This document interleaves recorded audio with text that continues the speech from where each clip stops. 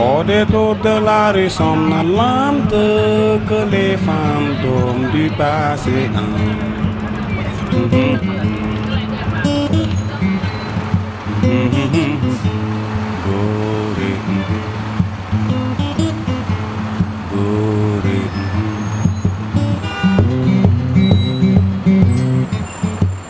Senegāla ir vistālāk uz rietumiem esošā Āfrikas valsts. Savulaik tajā valdījuši lielas cilšu karaļvalstis.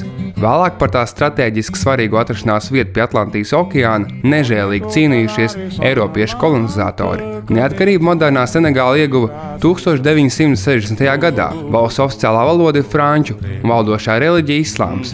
Tomēr tā ir mājavieta aptuveni 20 dažādām afrikāņu tautām, valodām un tradīcijām. Senegāla nerad dēvēt arī par veiksmes stāstu. Atšķirībā no tās kaimiņu valstīm, Senegālā nenotiek regulāri militāri konflikti, bet aids un citu slimību izplatība ir viena no zemākajām visā Āfrikā. Tā slavenā galvaspilsēta Dakāra, kā arī ar resursiem bagātie džungļi un piekraste, ir pielūcīgs galamērķis gan ārvalstu investoriem, gan rietumu turistiem. Bieži vien Senegāla dēvēta par vienu no attīstītākajām valstīm Rietumā Āfrikā. Tomēr Senegāla ir kontrasts uz zemi ne tikai dabas un kultūras ziņā. Mēs dodamies ārpus modernās Dakāras uz vienu no tās nabadzīgākajām piepilsētām – Džamagenu. Mēs esam izbraukuši nedaudz ārpus Dakāras pilsētas. Šajā rajona daļā turisti ir ļoti reta parādība, taču tieši šeit sāksies mūsu piedzīvojumi Senegālā. Nevelti līdzi esam uzaicinājuši Jāni, kurš uzzīmēs nelielu uzmundinošu vēstījumu vietējās skolas skolniekiem.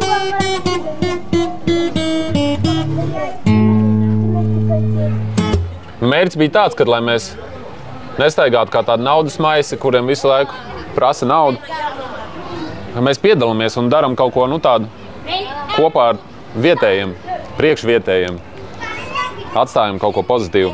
Un tad mēs uzrakstījām šo vēstījumu, kas nozīmē cilvēks ir cilvēka labākais atbalsts.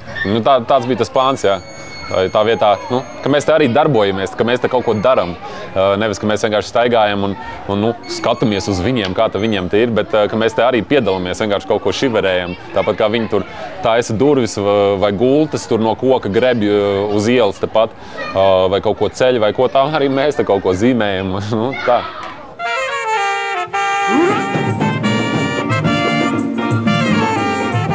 Džamagenas rajona skolā, kurā esam apmetušies, sāk ierasties skolnieki. Labā noskaņojumā ir gan bērni un viņu vecāki, gan skolotāji. The veritable problem of School of Senegal. Es uzskatu, ka skolas pirmais uzdevums ir izveidot pilsoņus. Ļaut šiem mazajiem bērniem saprast, ko nozīmē būt par Senegālas pilsoni. Tā ir pirmā lieta. Zināšanas nāk pēc tam. Mēs gribam iemācīt bērniem, kā būt pilsoņiem, kā mīlēt savu valsti, kā mīlēt vienam otru. Tas ir mans mācīšanas veids. Tomēr dažkārt tas ir ļoti grūti, jo daudz bērnu nāk no tiešām problemātiskām ģimenēm. Kad viņi nonāk skolā, viņi atklāja jaunu pasauli. Lai noskaidrotu, ko nozīmē mācīties vienā no nabadzīgākajām Dakāras piepilsētām, mēs tiekamies ar Fredu Čepu, brīvprātīgo no Lielbritānijas, kurš strādā šajā skolā. Šis ir klusais laiks. Kā jūs redzat, visa klase ir acīm aizlikusi priekšā plaukstas. Tas ir kolektīvs sots, kad bērni ir bijuši pārāk trokšņaini.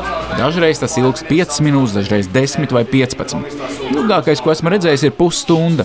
Tas ir iespaidīgi, ja zināt, cik skaļi un enerģijas pilni ir šie bērni. Freds stāsta, brīvprātīgais darbs ir nenovērtējama pieredze. Tomēr viņš atzīst, ka Džamagena un skola, kurā viņš strādā, ikdienas saskaras ar virkni problēmu. Ir daudz lietu, kas dzīvi Džamagenā padara grūtu. Sākotnēji tā bija graustu rajons, kurā ieradās cilvēki no citām Senegālas daļām, lai meklētu darbu Dakāras tuvumā. Tāpēc šī teritorija nav plānota. Lielākai daļai rajona nav kanalizācijas sistēmas.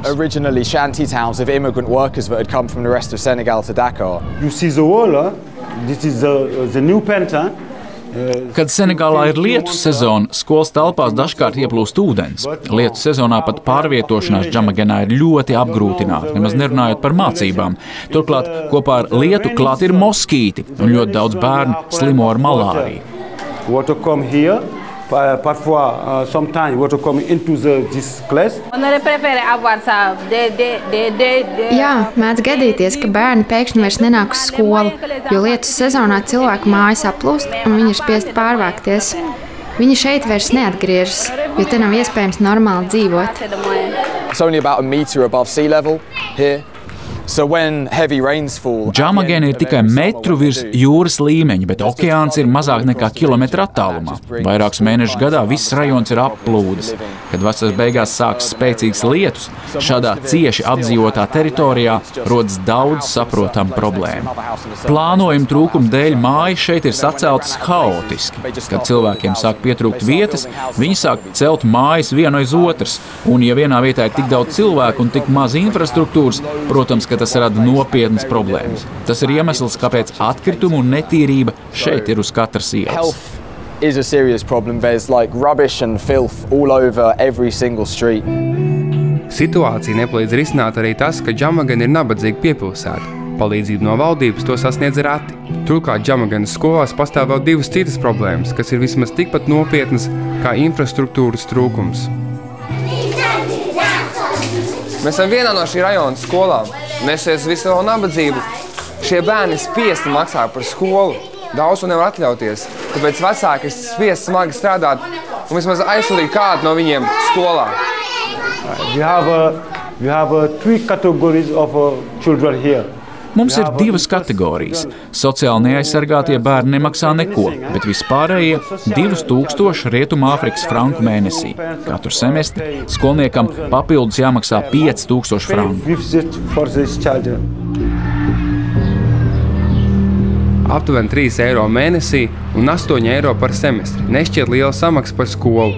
Tomēr nabadzīgā Āfrikas rajonā, kur vecākiem bieži vien skolā jāsūta vairāki bērni, arī šāda summa var izrādīties izšķiroša tiesa no ģimenes budžeta.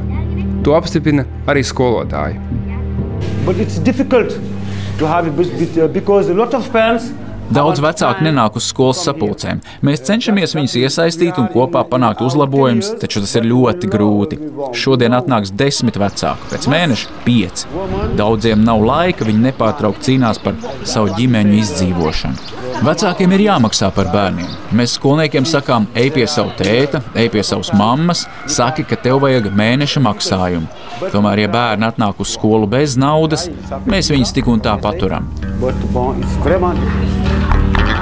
Brīvprātīgais Freds Čeps piebilst, pat ja līdzekļi skolu sasniedz, tie nevienmēr tiek izlietoti īstiem mērķiem, bet bieži vien nonāk skolotāju un izglītības ierēģu kabatās. Corruption is rampant everywhere. Like if I'm honest. Korupcija šeit ir visur esoša. Es būšu atklāts. Ja tu strādā darbu, kurā tev ir kaut mazāka atbildība, tev nav jāmeklē tālu, līdz kāds gribēs nokārtot kādu biznesu zem galda. Tā dara visa policija, tā dara visi. Tāpēc, diemžēl, nav nekāds pārsteigums, ka daļa skolotāji, kad viņiem tiek uzticēts klases finanses vai mēneša maksājumi, daļu naudas atliek malā un patur sev. Mūsu vizītes laikā kopā ar Fredu Džamagenas skolā strādā brīvprātīgā no Spānijas. Lai arī viņi par skolā valdošajām problēmām nevēlas runāt kameras priekšā, privātās sarunās, viņi atzina, ka Freda minētās problēmas ir visur esošas. Neilgi pēc mūsu viesošanās Džamagenā viņa priekšlaicīgi pameta brīvprātīgā darba projektu par galvenajiem šādu lēmumu iemesliem minot skolas iekšienē valdošo korupciju un arī atsevišķu skolotāju attieksmi pret skolniekiem. Šeit skolotāji joprojām mēdz sist bērniem, un tas rada ļoti savādu kultūru, kurā mācīšanās ir centrēta bailēm. Vietējā Wolof valodā vārds jat nozīmē gan mācīšanos, gan arī mietu, ar kuru tiek iekaustīti skolnieki. Es domāju, ka šie bērni iemācītos daudz vairāk, ja uzaugtu bez vardarbības draudiem. Brīvprātīgie sarunās ar mums uzsver, pat ja vietējie skolotāji pret bērniem nelieto vardarbību un strādā godprātīgi, viņiem bieži vien pietrūkst darbā nepieciešamo zināšanu. Vienam no bērniem mūsu skolā, Mamadou, ir Dauna sindroms. Patiesībā viņš ir gudrs puika, taču problēma ir tāda, ka šeit nav absolūti nekādas aprūpes bērniem ar šādiem traucējumiem. Un tāpēc viņa dotības tiek izšķiestas vējā. Viņš attīstīsies līdz zināmam punktam, bet tālāk viņam priekšā būs ķieģeļu mūris. They don't separate them into a specialist group with specialist materials. Kad skolas šeit nodala slimos bērnus, tās viņus nenodala grupā ar visu nepieciešamo un ar īpaši apmācītu skolotāju. Viņi tiek nodalīti grupā, kas saņem mazāku uzmanības nekā pārējie. Skolnieki ar visdažādākajām problēmām tiek salikti kopā un nošķirti no citiem.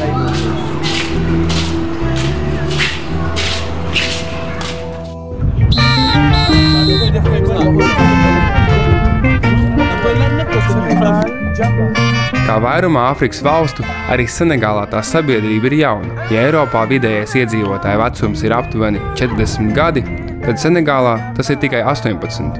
Tas nozīmē, ka ļoti liela sabiedrības daļa veido gan bērni, gan gados jauni pieaugušie. Kādas iespējas Džamagena piedāvā viņiem? Šis ir Al-Ažī. Viņš dzīvo šajā rajonā jau vairākus gadus, un tagad mums pastāstīs par to, kāda ir dzīve. Lai labāk iejustos un vietējie mūs pieņemtu, mēs esam uzspēlēt kopā ar viņu futbolu. Let's go! First of all, there is a lot of people living here.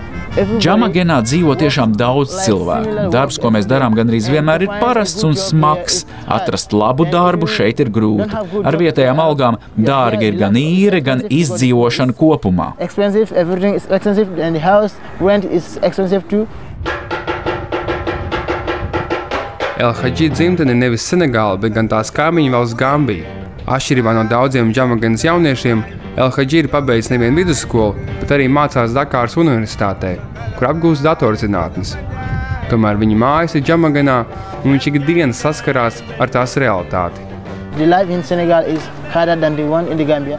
Dzīve Gambijā ir labāka nekā Senegālā. Tomēr, tā kā es šeit esmu studiju dēļ, es Džamagenā dzīvoju tāpat, kā to dara visi pārējie. Mana dzīve kopumā ir kļuvusi labāka, jo es mācos universitātē. Es apgūstu profesiju, esmu iemācījies arī vairākas jaunas valodas, taču tā vienalga ir ļoti grūta dzīve. Spēlējot futbolu, mēs iepazīstamies ar vienu no El-Hadži labākajiem draugiem. Viņš atzīst, dzīve Džamagenā ir nevis izvēle, bet gan piespiedu lēmums. Dzīve šeit nevar salīdzināt ar to, kāda tā ir Dakāras centrā. Es esmu pateicīgs, jo šobrīd man ir darbs. Tas ļauj man izdzīvot, ļauj atbalstīt ģimeni. Taču daudziem cilvēkiem, ko pazīst, nav vispār nekādas naudas. Ja viņiem tās būtu gana daudz, viņi pārvāktos. Ja cilvēks ir šeit, tas nozīmē, ka viņam nav naudas. Es šeit nāku spēlēt katru vakaru. Futbols daudziem senegāliešiem ir gandrīz vienīgais ceļš uz labāku dzīvi, ceļš uz Eiropu. Šajā laukumā es esmu labāks spēlētājs nekā jebkurš cits. Agrāk es cerēju, ka tas man palīdzēs dzīvē gūt panākumus. Tomēr sevi tādā veidā nodrošināt izdodas ļoti nedaudziem. Mums atliek tie darbi, kas ir pieejami.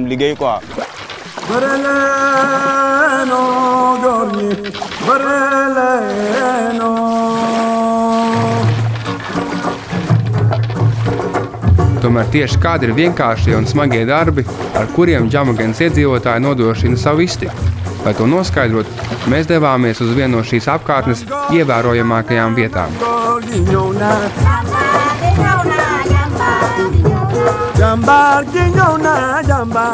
Lakroz jeb Roza ezers, kurš atrodas nepilnas stundas brauciena attālumā no Džamagenas, ir viens no populārākajiem turistu galamērķiem visā Senegālā. Tas ir slavens ar savu unikālo rozā krāsu, kur tas iegūst pateicoties īpašām tajā augošām aļģēm. Pirmo pārsteigumu piedzīvojam tad, kad ieraugām. Ezers nepavisam nav rozā krāsā. Kā izrādās, šo tonu tas iegūst vien pāris mēnešus gadā. Tomēr Lakroz ūdeņi, kuri tuvumā esošā okeāna dēļ ir sāļi, daudziem senegāliešiem sniedz citu, ar turistiem nesaistītu iespēju sev nodrošināt ar iztiku. Šis ir Seydū.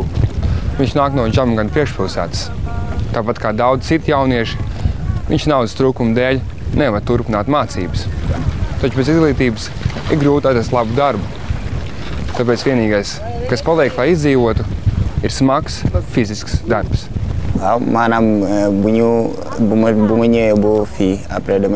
Es ierodos darbā agri no rīta pirms 8. Kad esmu ūdenī, es sāku vākt sāli, kas ir ezera dibenā, un tā es turpinu 6-7 stundas ar vienu īsu pārtraukumu pa vidu. Un tā jau 7 gadus. Tagad man ir 23. Kad man bija 16, es vēl mācījos vidusskolā. Taču mani vecāki nevarēja atļauties turpināt maksāt, un tā bija man jāpamet.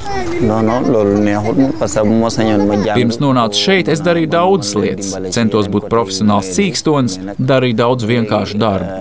Es biju ļoti skumjš, kad uzzināju, ka skola būs jāatstāj, taču es nevarēju neko darīt. Es meklēju darbu. Manai ģimenei nebija nekā, un tā bija man jāatbalsta. Tā es nonācu šeit. Ezera vidējais dziļums ir aptuveni 3 metri, taču vērtīgais sāls atrodas pašā ūdens dibenā.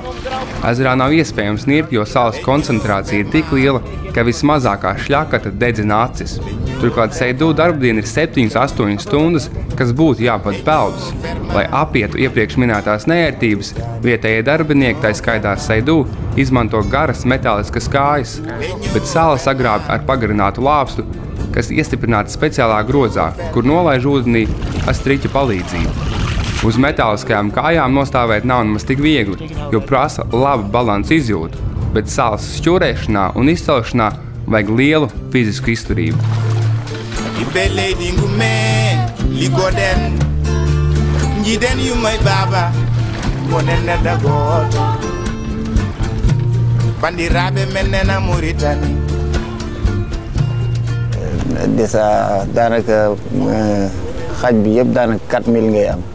Es strādāju tiešām ļoti smagi. Ja tu strādā 3-4 dienas pēc kārtas, tu fiziski vairs neesi spējīgs kaut ko citu darīt, un tev ir nepieciešama atpūta. Ir grūti stundām strādāt saulē, ir grūti strādāt sāļā ūdenī. Tomēr visgrūtākā lieta ir tā, ka darbs ir fiziski smags. Manam ķermenim jau tagad ir vairākas problēmas, kur risināšanai man ir vajadzīgs ārsts.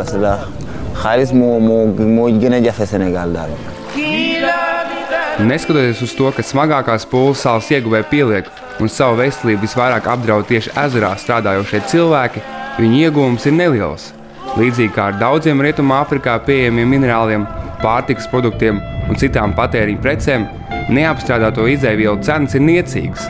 Lielāko peļņu rada to pēcapstrāde un pārdošana tālāk.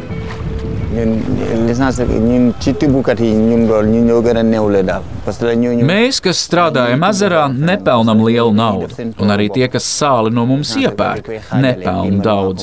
Pelna tie, kuriem ir iespēja sāli uzglabāt ilgi un lielos daudzumos. Tie, kas pārdod lielajiem uzņēmumiem un ārvalstīm. Viņi sāli var pārdot sev izdevīgā laikā, apjomā un par lielākām summām. Es vidēji dienā nopelnu ap 3000 Rietumāfrikas franku, bet man jāmaksā par transportu uz ezeru. Man jāēd, kamēr esmu šeit, lai es būtu spējīgs strādāt. Tāpēc dienas beigās man pārpaliek 1-2 tūkstoši. Tie ir 2-3 eiro.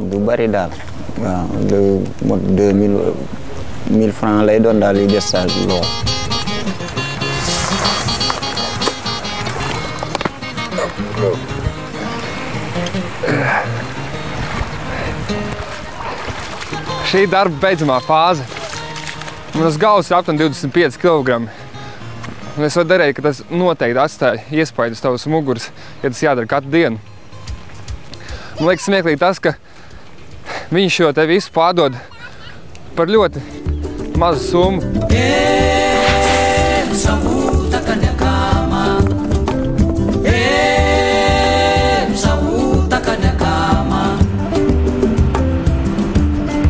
Lielākā daļa Džamaganas iedzīvotāji seko kādā no lielajām pasaules reliģijām.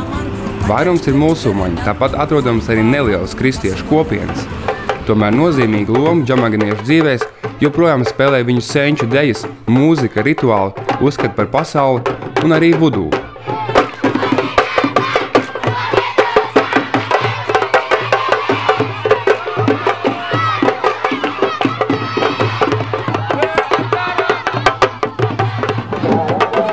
Pēc gudiem dzīves apstākļiem, netīrību un hausu, viņiem ir šamanis, kurš sev sauc par lausu cilvēku, kurš spēj uzmodināt cilvēkus, dot mīlestību un saticību.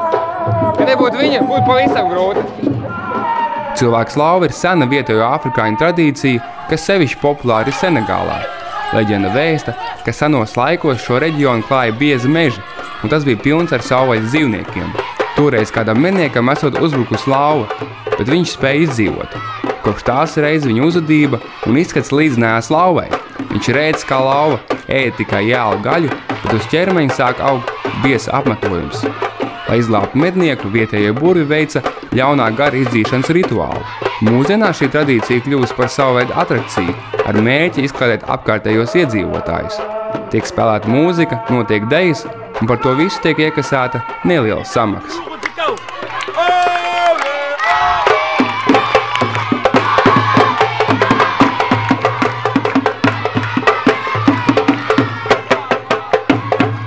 Nenoliedzami Džamaganā dzīves apstākļi ir smagi. Katra diena ir cīņa par izdzīvošanu. Daudz nevar atļauties pat pirmās nepieciešamības preces un ir spiesti dzīvot necilvēcīgos apstākļos. Bet vai šis Dakāras rajons atspoguļo patieso senegāliešu ikdienu? People do say that about Jamagan, yeah, that it's like if you compare to Dakar. Ja tu salīdzini cilvēks no Dakāras ar tiem, kas dzīvo šeit, tad šie ir īstie senegālieši. To esmu dzirdējis daudz reižu. No pirmās dienas, kopš šeit ierados, cilvēki no Dakāras man centās paskaidrot, ka Džamagan ir vieta ar sliktu reputāciju. Viņi teica, ka Dakārā un tās apkaimē šīs ir viens rajons, no kur jāuzmanās. Ja tu nonāc Džamaganā, neaizmirst atskatīties par placu. If you go into Jamagan, just keep an eye over your shoulder, you know.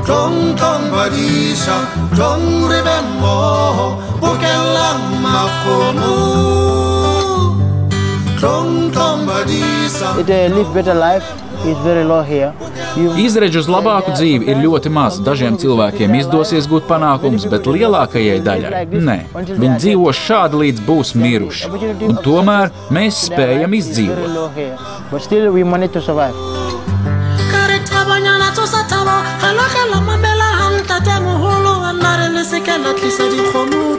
The life of Senegal, Djamagan is a privilege. Ja salīdzinām ar pārējo Senegālu, Džamagana patiesībā atrodas privileģētā stāvoklī. Mēs esam pie jūras reģionā. Katru rītu šeit ir pieejams tikko saķertas zivis. Tas mums ļauj paēst. Tādā veidā mēs izdzīvojam. Problēma ir veselība bērniem un viņu vecākiem. Problēma ir dzīvesveids, izpratne par cilvēku savstarpējām attiecībām un par brīvību tajās.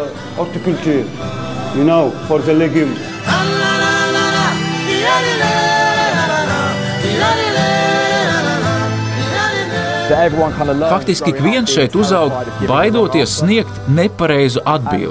Es domāju, ka šis ieradums ir ietekmējis daudzu pieaugušo spēju būt radošiem, spēju saglabāt brīvu prātu, kritizēt un par problēmām domāt radoši. Tas viņus visus tur atpakaļ. Šī ir informācijas ziņā trūcīga vide. Daudziem cilvēkiem šeit ir gaiši un asi prāti, daudz ir inteliģenti un ar konkrētiem mērķiem, un tomēr, ja tu nezini, kā izdarīt to vai citu lietu, tas var būt milzīgs šķērslis tavā ceļā.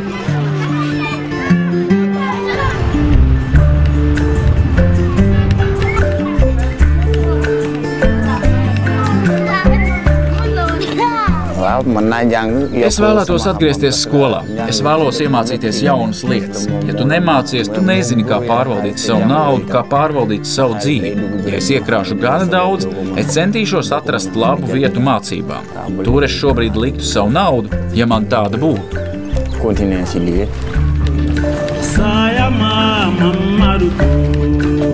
To be fair, the gap between Gudīgi sakot, tas, kas cilvēkiem Džamaganā būtu nepieciešams, lai viņi no pašreizējās situācijas izdarītu lielu izrāvienu, ir pavisam maz. Pietiktu ar mazliet labākām mācīšanās metodēm un pamata datoru izglītību. Kad tu šeit nonāc pats, jā, dzirdētajos šausmu stāstos noteikti daļa taisnības ir. Šī ir ļoti trūcīga vieta, daudz ģimeņu dzīvo šokējošā nabadzībā. Tomēr tāpat laikā šeit ir daudz kā tāda, ko es mīlu. Savā īpašajā veidā šī ir ļoti šarmanta vieta. Cilvēki ir ārkārtīgi viesmīlīgi, ik viens pazīst ik vienu, kopienas sajūta šeit ir ļoti dziļa, un tas ir kas tāds, kā man tiešām pietrūks, kad es būšu atpakaļ Eiropā. A lot of the time when I was back home, yeah.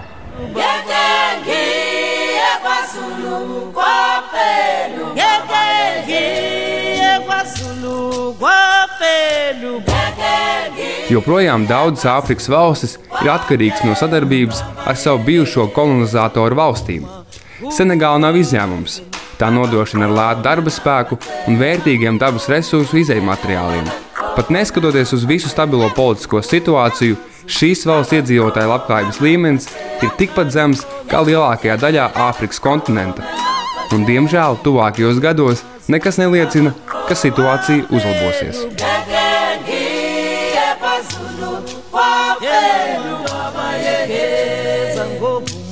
Gukali